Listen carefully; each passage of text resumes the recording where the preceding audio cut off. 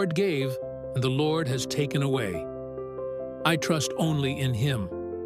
I am troubled, but my faith is not broken. On the earth, the morning sky was bathed in golden light. Waves of green spread across the fields. In the air rang the sound of cattle bells and the laughter of children. In that land lived a man, Job. His face shone with peace, his walk carried restraint, and his heart was filled with reverence for God. He was blameless, upright, and far from evil. His prosperity was great: countless sheep, caravans of camels, rows of oxen, and herds of donkeys.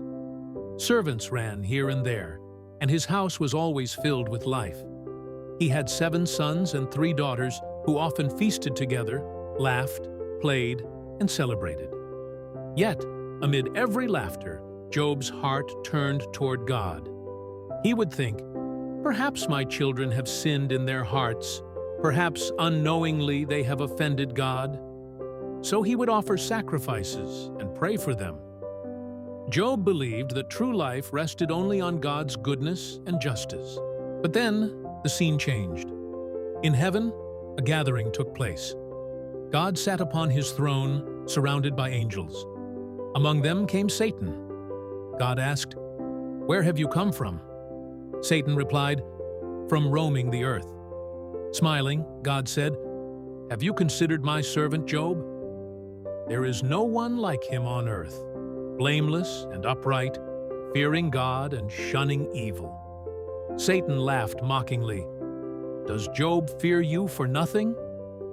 Have you not put a hedge of protection around him, blessed the work of his hands, and increased his wealth? But stretch out your hand and strike what he has, and surely he will curse you to your face." God replied calmly, "Very well. Everything he has is in your hands, but do not lay a hand on the man himself." And darkness fell upon the earth. One day, Job's children were feasting. Suddenly, a servant ran in, breathless, his face ashen. "Master, the oxen were plowing, and the donkeys grazing beside them when raiders attacked, took them, and killed the servants. I alone have escaped to tell you." Even before he finished speaking, another servant rushed in. Fire of God fell from the sky and burned up the sheep and the servants. I alone have escaped to tell you, a third came running. The Chaldeans formed raiding parties, swept down on the camels, and killed the servants. I alone escaped to tell you Job's eyes widened in shock. But before he could recover, a fourth servant stumbled in, weeping.